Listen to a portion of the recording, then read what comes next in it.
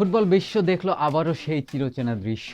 Jersey number ৭ ফুটবলারের নাম Cristiano Ronaldo এবং score বোর্ডে তার নামের পাশে জোড়া গোল।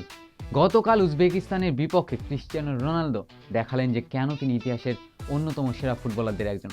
যখন তার গোলের সবচেয়ে বেশি প্রয়োজন তখনই তিনি করলেন জোড়া গোল। লিওনেল মেসির প্রথম ম্যাচে হ্যাটট্রিক, দ্বিতীয় ম্যাচে জোড়া গোলের পর বেশ সমালোচনাই পড়ছিলেন রোনালদো। সেই জায়গা থেকে বের হয়ে আসার জন্য তার এই ম্যাচের পারফরমেন্সটা ছিল অনেক বেশি জরুরি। আগের ম্যাচে যেমন অনেকেই অভিযোগ করছিলেন যে পর্তুগালের টিম কম্বিনেশন ভালো না, বা এই দল দিয়ে পর্তুগাল খুব বেশি দূরে একটা যাবে না। কালকে তারা প্রমাণ করেছে যে তাদের দলেও কম্বিনেশন রয়েছে, তাদের দলেও ক্রিস্টিয়ানো রোনালদো রয়েছে যিনি কিনা ব্যবধান গড়ে দিতে পারেন। লুইস ফিগোর সেই কথা মনে পড়ে গেল যে লুইস ফিগো বলেছিলেন যে আগে রোনালদোর কাউকে প্রয়োজনই হতো না দলকে এগিয়ে নিয়ে যাওয়ার, তিনি একা হাতে পর্তুগালকে টেনেছেন। এবং কালকে এসে ঠিক তাই মনে হলো, যখন পর্তুগালের সবচেয়ে বেশি প্রয়োজন একজন গোল স্কোরারের, একজন ফিনিশারের, ঠিক তখনই ক্রিস্টিয়ানো রোনালদো হয়ে গেলেন সেই 17 বছর বয়সের যুবক।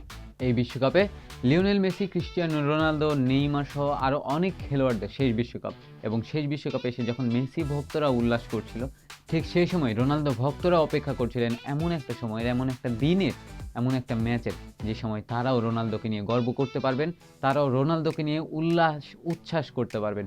ঠিক সেই দিনটা এসেছিল কালকেই। হয়তোবা হ্যাট্রিক তিনি করতে পারতেন, কিন্তু কিছু মিসের কারণে সেই হ্যাট্রিকটা হয়নি। এবং এই জোড়া গোল ছিল তার শেষ বিশ্বকাপকে স্মরণীয় করে রাখার মতো একটা পারফরমেন্স। এই বিশ্বকাপে যত তারকা ফুটবলার আছেন সবাই ভালো পারফরমেন্স করা শুরু করেছে। লিওনেল মেসির হ্যাটট্রিক, পরবর্তী ম্যাচে জোড়া গোল, আর্লিং হ্যালান্ডের 2 ম্যাচে 4 গোল, কিলিয়ান এমবাপ্পের 2 ম্যাচে 4 গোল এবং রোনালদোর শেষ ম্যাচে জোড়া গোল। এখন ফুটবল ভক্তরা অনেকেই তাকিয়ে আছেন যে নেইমার জুনিয়রের দিকে। নেইমার জুনিয়র কি করেন, তিনি কি গোল করতে পারবেন কিনা? গোল করা দূরে থাক, তার সবচেয়ে বেশি প্রয়োজন যে জিনিসটা সেটা হচ্ছে তার ম্যাচ খেলা। রোনালদো, মেসি যেমন গোল সংখ্যা গুনছেন, ঠিক তার বিপরীতে গিয়ে নেইমার এখন গুনছেন যে তিনি কত মিনিট খেলতে পারবেন, তিনি কতটা ম্যাচ খেলতে পারবেন। তবে শেষ ম্যাচের পারফরমেন্সের পর পুরো ফুটবল বিশ্ব দেখলো যে রোনালদো এখনও ফুরিয়ে যায়নি, রোনালদো এখনও শেষ হয়ে যায়নি। এই রোনালদোকে নিয়ে পর্তুগাল কত দূর যেতে পারে এবং পর্তুগালকে নিয়ে রোনালদো কত দূর যেতে পারে, এটাই এখন দেখার বিষয়।